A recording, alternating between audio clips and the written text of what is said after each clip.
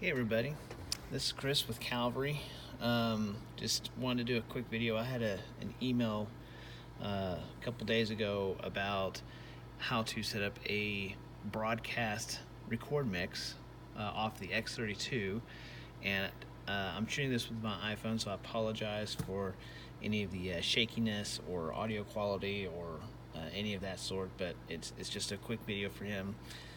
But this is the second or third time I've been asked about this, so I figured I'd do a really quick rundown of how this works. I'm not going to go into all of the various details of why or how you go about setting up, but just how to get a feed from the X32 to a broadcast mix.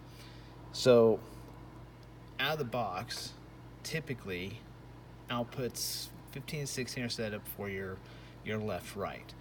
That's your main outputs to your sound system in the room.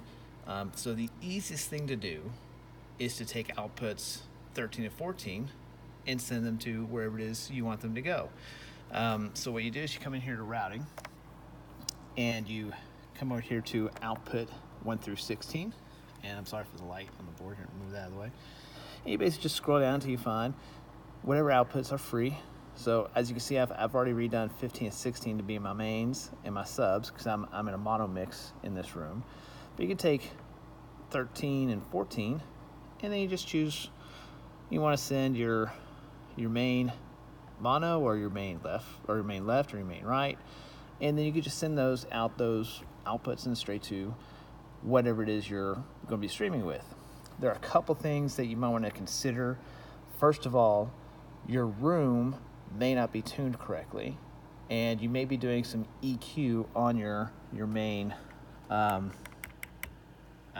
here. So you might be doing some EQ here.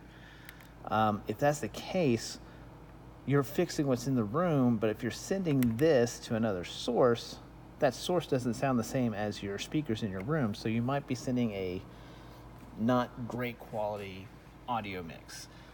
So the way that I do this is I do no audio off of this, okay? What I do is I actually send my mono send to a matrix. So down here on your matrix tab, right here, you have 6 matrices that you can choose to do with, and then your mono, and then your stereo left, right. So again, I'm only using mono for the most part, so you can see I've got mine set to, it looks like a little lower than 0, but when I look at it on the console here, it is 0. So I'm sending that to matrix 1 for my main PA, and then matrix 2 for my subs. And so I do EQing here instead of over here. So that way, if I need to send this signal somewhere, it's sending it as clean as I possibly can. So these two have EQs on them, and they make it sound good in the room. So that way, when I'm mixing my channels, I'm doing very little EQ to try and make this sound good. So the best way to get these to sound good is just hook up an iPhone or an Android or whatever your favorite device is, and just play some music. So play some music that you like, that you know really, really well, and then just change your EQ. So you can assign EQ to this just like anything else. Here, you can turn EQ on or off. As you can see, I don't have an EQ on this one because I'm actually using a 31 band EQ off of my effects right here. So you can see I have a 31 band EQ where I'm making some very slight adjustments here, and then here's my subs for the second matrix down here, okay? So I'm basically doing some EQ here to make my room sound better. But if you look at my mono here, you'll notice that there's no EQ on my mono feed. And that gives me a clean signal if I choose to send it somewhere else.